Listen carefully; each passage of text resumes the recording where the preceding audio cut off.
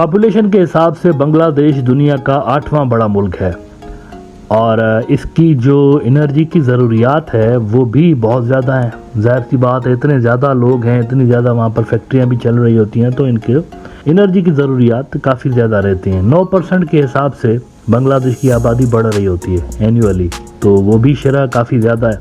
तो ऐसे में ये जो ट्रेडिशनल तरीक़ों से बांग्लादेश एनर्जी प्रोड्यूस कर रहा होता था, कोयले से और पेट्रोल से, ये काफ़ी महंगा बांग्लादेश को पड़ रहा था।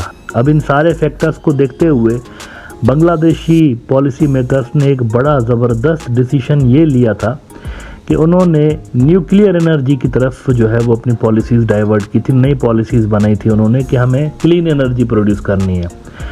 इस सिलसिले में जिस मुल्क का इंतखाब किया गया वो भी ठीक था, रशिया के पास काफ़ी सारी एक्सपर्टीज़ है न्यूक्लियर पावर प्लांट्स बनाने की और उनको चलाने के लिए। अब तक दुनिया में 32 मुल्क ऐसे हैं जो कि न्यूक्लियर एनर्जी प्रोड्यूस कर रहे होते हैं, 32। और साउथ एशिया में सिर्फ 2 ही हैं, इंडिया और पाकिस्तान। इन 2 मुल्कों के अंदर सिर्फ न्यूक्लियर पावर प्लांट्स हैं।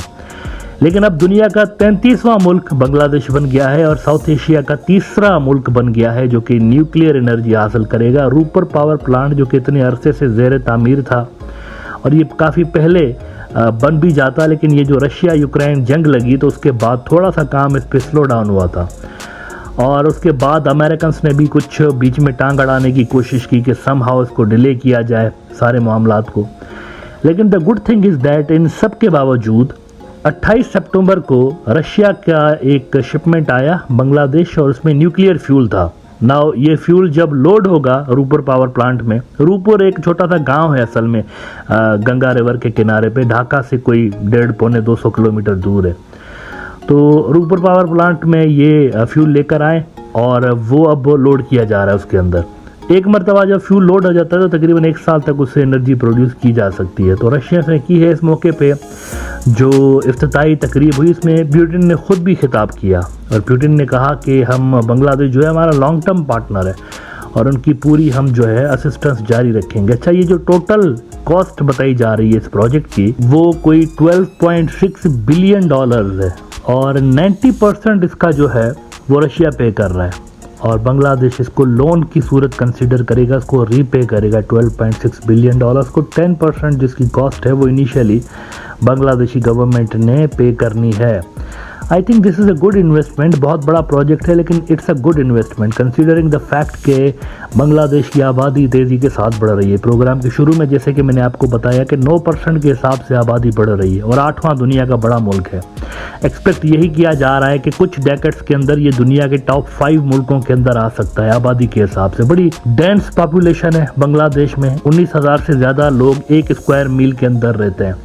तो एनर्जी की जो नीड्स हैं वो भी आबादी के बढ़ने के साथ तेज़ी के साथ बढ़ेंगी। तो ऐसे में जो ट्रेडिशनल तरीके हैं ये ऑलरेडी डिलीवर नहीं कर रहे। ये जो पेट्रोल और कोयले से और इससे बांग्लादेश ट्रेडिशनली बिजली बनाता है, इससे वैसे ही बांग्लादेश के मसाइल हल नहीं हो रहे। Bangladesh needed something big like this और उन्होंने ये एक अच्छा, मैं समझता हूँ कि डिसीजन लिया हुआ है। अच्छा, ये जो पहली शिपमेंट आई है फ्यूल की, इसकी कॉस्ट पे करनी थी बांग्लादेश ने। आपको याद होगा कि डॉलर पे बैन लग गया था, जब रशिया के डॉलर इस्तेमाल करने पे बैन लग गया था तो बांग्लादेश को काफ़ी मसाइल का सामना करना पड़ रहा था इस ट्रांजैक्शन के हवाले से। तो बांग्लादेश ने डिसाइड ये किया था कि हम चाइनीज़ युआन में पेमेंट करेंगे, लेकिन अब तक जो रिपोर्ट्स आ रही हैं वो ये रिपोर्ट्स आ रही हैं कि बांग्लादेश पेमेंट कर नहीं सका। मतलब वो करना चाहते हैं लेकिन प्रॉब्लम्स हैं, अमेरिका और वेस्टर्न सैंक्शंस के प्रॉब्लम से, तो युआन में भी अभी तक पेमेंट नहीं हुई। बांग्लादेश थोड़ा सा बैलेंस करने की कोशिश अभी तक कर रहा है, वेस्टर्न कंट्रीज़ का प्रेशर है अवामी लीग के ऊपर, तो उसको भी देखते हुए वो इस तरह के डिसीजन अभी ले नहीं रहे। लेकिन इस सब के बावजूद भी ये शिपमेंट आ गई, जिससे वैसे साफ तौर पर नज़र आ रहा है कि Russians are very much interested in maintaining deep ties with Bangladesh. शुरू से लेके मैं कहता रहा हूँ कि बांग्लादेश और रशिया की जो टाइज है ना, इसके अंदर बहुत कुछ है दोनों मुल्कों के बेनिफिट के लिए। लेकिन अवामी लीग ने पता नहीं क्यों शुरू से लेके इतना ज़्यादा इस पर ध्यान दिया नहीं था। ये रिसेंटली ओपन अप हुए हैं, गुज़िश्ता 4-5 सालों के अंदर ओपन अप हुआ है Bangladesh, specially when they joint BRI।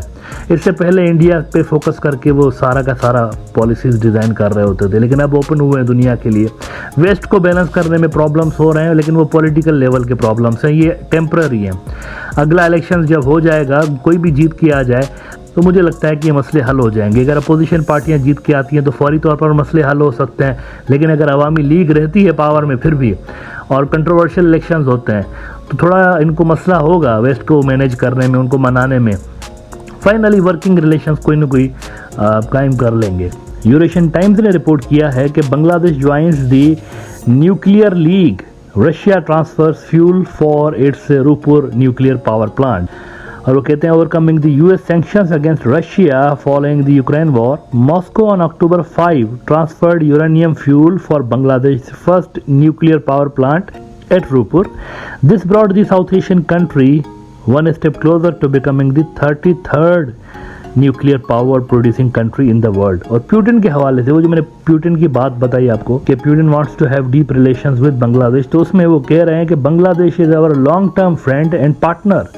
President Putin said during a video conference with Prime Minister Sheikh Hasina to mark the handover.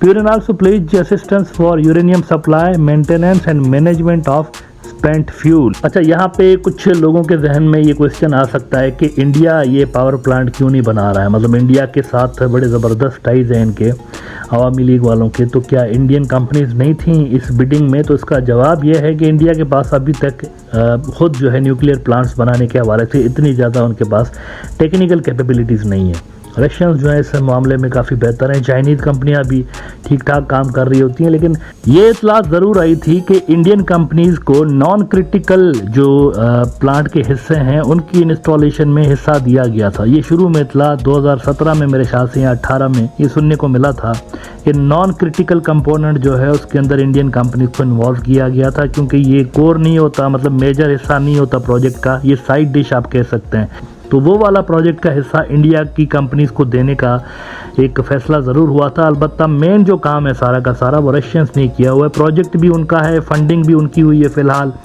और बांग्लादेश रीपे करेगा इसको, लेकिन इसकी जो कॉस्ट होती है ना वो कम होती है। एनर्जी जो जनरेट होती है, न्यूक्लियर एनर्जी की जो कॉस्ट होती है वो हमेशा कम होती है, तेल या कोयले से बनने वाली बिजली से ये ज़्यादा सस्ती होती है। तो उस हिसाब से मेरे ख्याल से ये फिजिबल प्रोजेक्ट है and this will certainly help Bangladesh to overcome its energy crisis.